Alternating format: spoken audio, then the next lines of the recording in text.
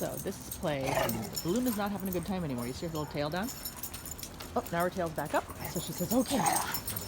And now Doc is pulling Pooh up. So he gets a little squirt. Oh, Luna's tail is down. She's saying, don't charge me yet, you guys. And Doc gets a little squirt because he's not backing off, even though her tail's down. She's the smallest. And Dante almost got a little squirt, but as she scooted away from him, her tail popped back up. There we go. So they're all figuring out, when is it too rough? And this is something that young dogs have to learn. I mean, and they don't learn it from each other. If they have a band of good friends, then they will learn it. Where's her tail? Okay, her tail's down. Oh, her tail dropped, but Doc, that time, he immediately backed off.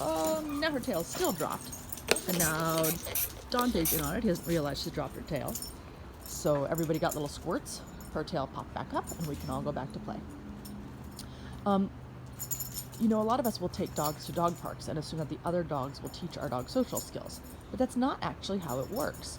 It works, you know, more like a human park. If I take my kid to a human park, and my kid is a little kid, I don't expect them to be able to, you know, reasonably talk to another child of the same age and say 2 or 3 years old and expect them to figure out how to say, hey, this is too much, no, that's not enough, you know, I'm done playing now, etc. I expect that I'm going to have to step in and teach my kid how to do that. So that's what happens with the dogs as well. We take them to a dog park and assume that they will automatically learn it. But dogs' emotional intelligence stops at the equivalent of a 2-year-old human. So they don't teach each other that. They expect us to step in and teach. So when you do occasionally get a dog at a dog park who is correcting other dogs, what you're really seeing is that the other dogs are learning that one dog doesn't like it when I jump on them and mount them, but my family thinks it's okay. And most of the other dogs think it's okay, even if in fact they don't. So what you're looking for is for one dog's tail to drop. That one dog is trying to say, I don't like this form of play, or I don't want to play anymore, or I didn't want to play in the first place. Basically, please stop. Our job is then, if that is our dog, to step in and protect them. Or if it is not our dog, to give them a little squirt, or, you know, clap your hands, or in some other way say, hey, when one dog says, please stop, we need to stop. And that's how they learn their social skills. So dog social skills are, I consider them quite poor, in fact. And that has to do with a congenital brain issue. Most people would consider his social skills to be pretty darn good, although he is a little loud about things. That scares people more than it scares the dogs. But if I look at these guys' social skills, with each other, they're not bad. Partly that's because they spent the night together in separate crates, but they spent the evening watching each other and talking to each other. And then all night long while they were sleeping, they could smell each other.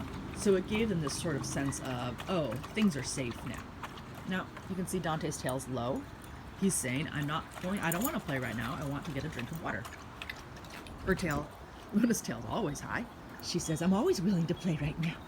So Luna is just right around a year old, which is the age at which they start learning their social skills. Dante is 2, but he hasn't been around a ton of dogs. And he's a bigger breed, clearly. Bigger breeds age more slowly. So him, right around 2, is really close to the equivalent of her, right around a year. Sort of like he would be the 20-year-old kid and she's the 16-year-old kid. You know, they're not super exactly close, but they're close enough. I know lots of 20-year-old kids who are still learning their social skills, so it's normal.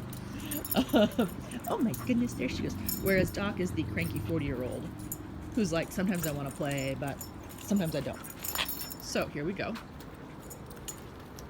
They're doing a better job.